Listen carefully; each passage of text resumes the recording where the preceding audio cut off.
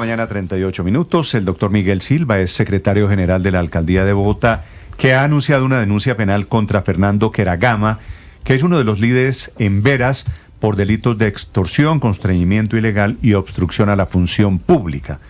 A propósito de la salida de los indígenas, del regreso de centenares de indígenas a sus lugares de origen en Risaralda y en Chocó. Doctor Silva, buenos días.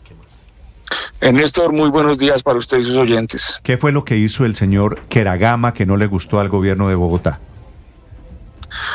Pues nosotros llevamos varias semanas trabajando el tema del retorno. Recuerde que en el Parque Nacional desde mayo, en el costado norte de la 39 de la Universidad Javeriana, se ubicó un asentamiento de manera ilegal, un asentamiento en Vera de manera ilegal que, insistimos nosotros, no debía estar ahí. Sin embargo, como instrumentalizan menores en este tipo de tomas, pues fue muy difícil hacer un operativo de recuperación del espacio público. En el proceso de retorno que empezamos a hacer el lunes, que buscábamos que salieran más de 500 personas, pues la mayoría se fueron, pero el grupo liderado por este señor Fernando Queragama no quiso hacer el retorno. Manifestó su intención de quedarse en Bogotá. Para quedarse en Bogotá, pues hay varias vías. Una vía es una reubicación en la UPI de la Florida, por ejemplo, mientras sucede todo el proceso de integración local.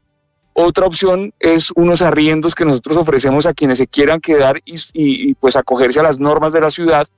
Y tercero, pues los albergues que también van en ese sentido. Ninguna de las tres opciones fueron aceptadas y en algún momento lo que nos dicen los equipos es que el señor Fernando Queragama exigió una remuneración. Tengo dos versiones, una versión de 25 millones de pesos, otra de 30 millones de pesos para poder colaborar y que estas personas salieran de territorio. Entonces ahí es donde nosotros creemos... Doctor Silva, perdóneme, este líder indígena, repito el nombre, Fernando Queragama, ¿pidió esa plata, hayan sido 25 o 30, para él? Sí, para él. ¿Y qué esperaba? ¿Que el gobierno o alguien del gobierno le dijera en un maletín en plata en efectivo? ¿Qué era lo que él proponía?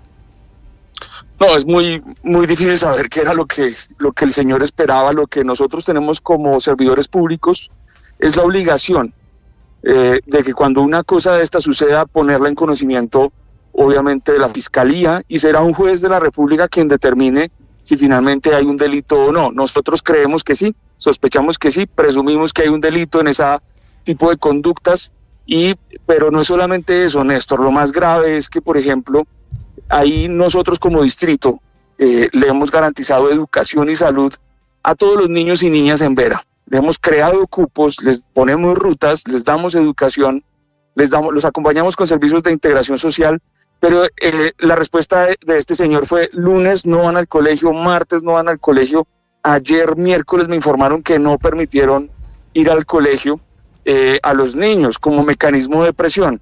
Ahí es donde nosotros vemos que se configura también un delito, que es el de la presunta obstrucción a la función pública también, y vemos un constreñimiento ilegal en la medida en que pues impedían que varias familias que querían retornar lo hicieran. Entonces nosotros pusimos esto en conocimiento de la Fiscalía, como muchos otros casos que hemos puesto en conocimiento de abusos, de malos liderazgos y malas vocerías. Sí, doctor Silva, esa plata que estaba exigiendo el señor Queragama, ¿era a cambio de qué o para qué?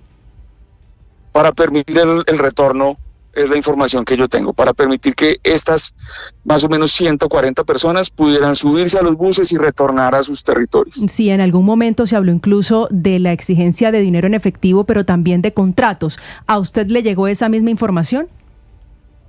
No tengo la información detallada, pero no lo descarto. Es algo que sucede mucho en este tipo de contextos. De hecho, en muchas oportunidades hay contratos que se hacen para poder facilitar, por ejemplo, la prestación del servicio de educación por un tema de diferencias étnicas en los modelos educativos, también en salud, porque pues sus prácticas pues llevan a que muchas veces no accedan de manera directa a la medicina pues como la conocemos, occidental. Entonces también se hace ese tipo de contratos, y en algunos casos pues cuando han retornado pues nos vemos ya en la obligación de terminar esos contratos, por ejemplo.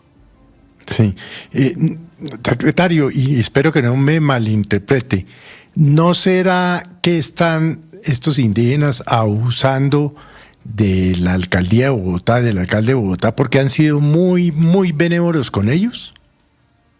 Vea, yo creo que esto no es de ser benévolos o ser buenos o malos. Nosotros tenemos que cumplir la ley.